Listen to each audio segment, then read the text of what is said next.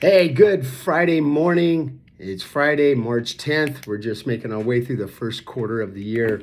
And I wanted to share something with you guys pretty personal. All right. We're going to get serious today. Some of you are thinking, what is it he's going to share today? Well, hey, listen.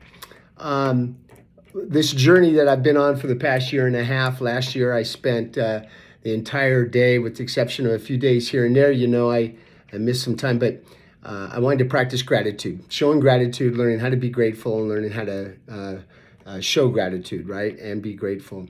And this year, I'm just kind of trying to bookend the week, a Monday and a Friday. A good way to start things on Monday with a shout out of some sort to y'all on social media to uplift you, and then on Fridays to kind of wrap the week up and look forward to the weekend, kind of the same thing. So bookending the weekends with something positive to start, kind of wrap it up going into the weekend. So it's going to be tough, but it's in social media and people that I speak to. I've been blessed that God's been putting some people in my path that not that I'm anything special, but maybe they just wanted to talk to me a little bit about something I've been doing, whether it's in the gym or just doing these shout outs and how I started the journey. And it's been a blessing for me, and I hope it has been for them, for those of you that I've been able to meet and speak with, and just whether it's on the phone, whether we've met in person or not, or had coffee or whatever the case is. If I've helped you move the needle in life just a little bit to a positive direction, that means I feel like I've accomplished something, and I hope you have as well. There's no big secret that in my family, on both sides of the family, I used to be ashamed of it. The fact that we have this gene that's been passed through generation to generation that we struggle with sometimes, and that is whether it's a drink or any mind altering substances, and I've been no exception. So the reason I wanted to share it with you is that far from being perfect, and when I do these shout outs, some of you that know me well might think, well, God, who is he to share that information with me, or share with me that this might be the best way to live my life when he's gone through or is going through tough times, maybe he's not doing it himself, as in me, Ken, consistently. So where do I come off being the know-it-all or whatever? I pray that I don't come across that way. I don't think I do. I do my best to make sure that I'm just saying it from my heart, from my experiences. One thing I have learned is you don't have to be the victor to learn how to do something right. You don't have to take first place to learn how to do something right. You don't have to win the mega, drawing or lottery to know how to do something right. I often learn the most from my failures. And from my failures, I know how to get to the top, because it's those things that I need to perfect and overcome. And years ago, I made a decision in a prayer to ask God that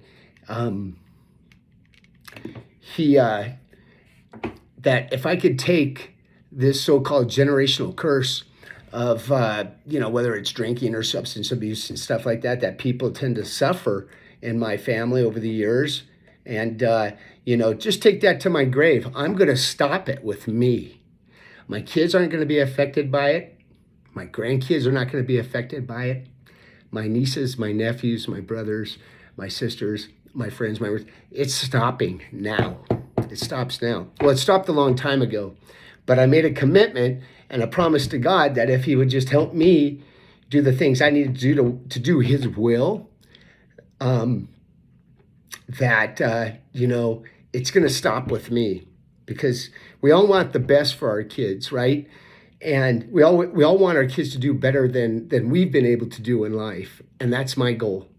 And it's my goal with you, the listener, and the avid, ardent follower of my messages and stuff. So during the course of all this, I often hear people talk about pain and suffering. Why is that allowed? Why does God allow bad things to happen?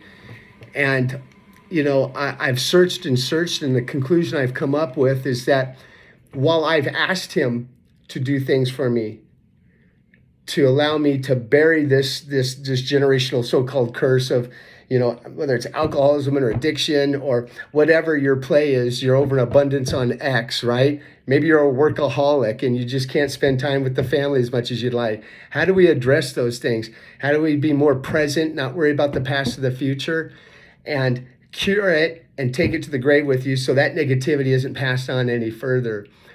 So it just doesn't happen like that. So when I was praying for strength to get through those difficult times these past few years, right?